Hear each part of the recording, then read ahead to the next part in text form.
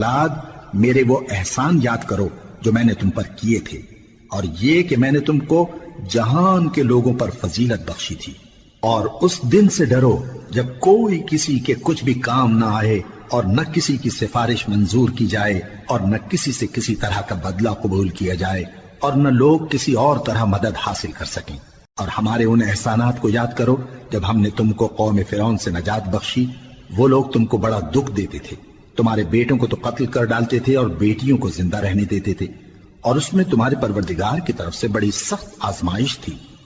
اور جب ہم نے تمہارے لیے سمندر کو پھاڑ دیا، پھر تم کو تو نجات دی اور فرعون کی قوم کو غرق کر دیا، اور تم دیکھ رہے تھے۔ اور جب ہم نے موسیٰ سے 40 رات کا وعدہ کیا تو تم نے ان کے پیچھے بچڑے کو معبود مقرر کر لیا، اور تم ظلم کر رہے تھے۔ پھر اس کے بعد ہم نے تم کو معاف کر دیا تاکہ تم شکر کرو۔ اور جب ہم نے موسیٰ کو کتاب اور معجزے عنایت کیے تاکہ تم ہدایت حاصل کرو۔ اور جب موسیٰ نے اپنی قوم کے لوگوں سے کہا کہ بھائیو، تم نے بچڑے کو معبود ٹھہرانے میں اپنی جانوں پر ظلم کیا ہے، تو اپنے پیدا کرنے والے کے آگے توبہ کرو، پھر اپنوں کو قتل کرو، تمہارے خالق کے نزدیک تمہارے حق میں یہی بہتر ہے۔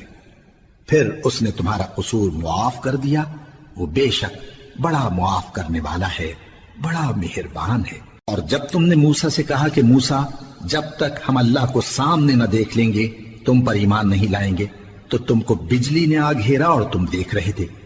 پھر موت آ جانے کے بعد ہم نے تم کو اثر نو زندہ کر دیا تاکہ احسان مانو۔ اور ہم نے بادل کا تم پر سایہ کیے رکھا اور تمہارے لیے من و سلوہ اتارتے رہے کہ جو پاکیزہ چیزیں ہم نے تم کو عطا فرمائی ہیں ان کو کھاؤ پیو، مگر تمہارے بزرگوں نے ان نعمتوں کی کچھ قدر نہ جانی، اور وہ ہمارا کچھ نہیں بگاڑتے تھے بلکہ اپنا ہی نقصان کرتے تھے۔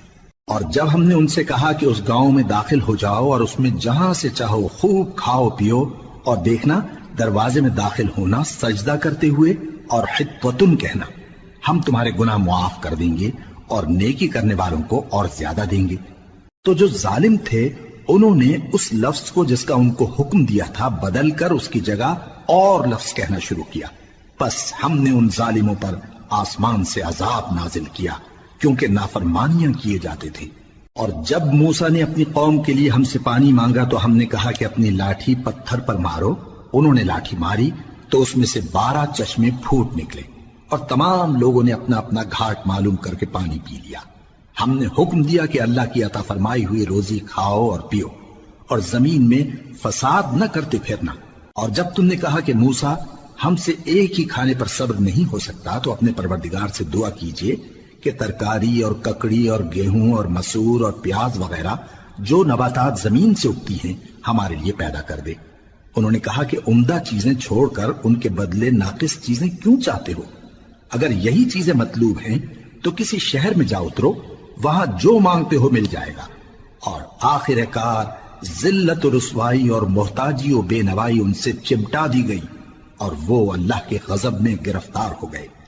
یہ اس لیے کہ وہ اللہ کی آیتوں سے انکار کرتے تھے اور اس کے نبیوں کو ناحق قتل کر دیتے تھے، یعنی اس لیے کہ نافرمانی کیے جاتے اور حد سے بڑھے جاتے تھے۔ جو لوگ مسلمان ہیں یا یہودی یا عیسائی